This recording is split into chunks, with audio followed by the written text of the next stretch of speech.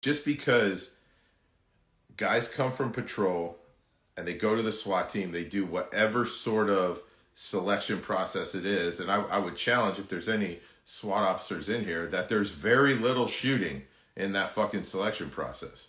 Maybe a day. But a lot of it is like, from what I've been told, is like you're going to get your shit pushed in and kind of PT, and it's like a suck fest or whatever, maybe some team building, and then you're on the SWAT team.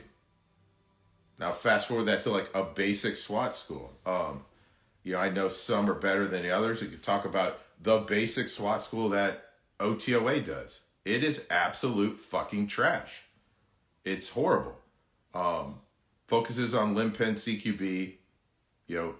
Maybe there's a half a day of shooting, maybe 1 day of shooting, but it's all carries and readies, right? There's no real training involved in that. I don't even understand really like why these SWAT schools exist, right? Like, who's the fucking certifying body that says, yeah, you've done this, or this is what you need? Because they're all sort of different. I think the best one that I've seen was, I was up in Windsor, Canada, training with, they have a full-time SWAT team up there that's remarkably busy, and their SWAT school, like their basic SWAT school, was like 2 months long of actual training, right? And it was standardized, I think by province or something, where they went to Toronto and they actually trained. Now, regardless of the quality of the training, we never got into that, but I'm like, there's effort there where you're actually trying to standardize like a baseline level of competence for actual operations. Where, how are you doing that when your SWAT school is 5 days long, right? If there's SWAT guys in here, explain it to me. Like, how are you guys building up these skills? Like, where does the skill development happen?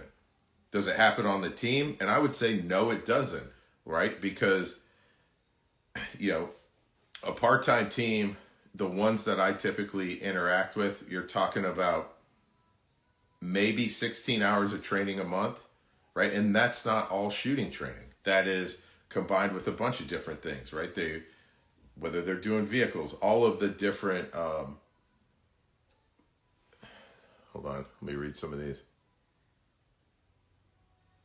They're doing all of like the mission essential tasks that a SWAT team has to do. So it's not just shooting.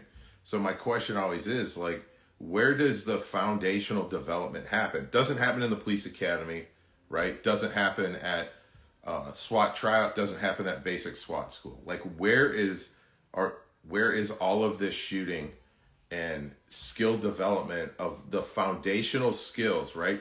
The foundation that supports your whole fucking operational world. When does that happen?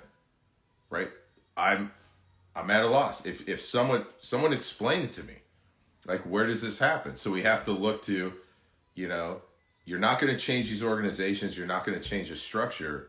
You have to get guys to want to do it as individuals, right? And then how do they do that, right? You got to get them motivated to start dry firing. You got to get them excited about dry firing. You got to get them excited about training. And the only way to do that, in my opinion, is have them compete a little bit, right? Compete with their bros, compete with their mates, go to some matches and figure it out.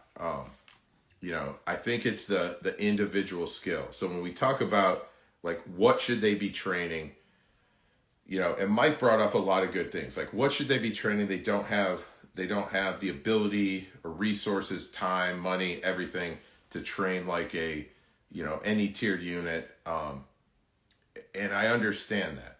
And that's not like, I wish if I was king for a day, it's easy. You go back to the fucking selection process, right? Start selecting guys that have a higher aptitude for picking up skills really quickly than a dude that can do the most burpees while he's getting screamed at in his fucking gas mask, right? That's not a good selection strategy or, way to select guys that you want them on the SWAT team. Another bad way that I've seen dude like, oh, he's a good dude, I can work with him. That's probably the fucking one of the worst ways, right? There's tons of good dudes.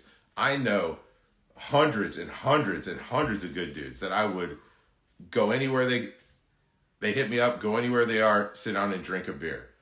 Right now, when we talk about how many of those dudes do I want to go into a house with to fight, that number gets cut down like significantly, right? Good dude and good, SWAT officer, operator, assaulter, those are two completely different things. And because of that, right, because low levels of skill, low levels of foundational skills, right, minimum amount of time to develop foundational skills after they're already in the job leads to some of these things that you see proliferating the law enforcement community.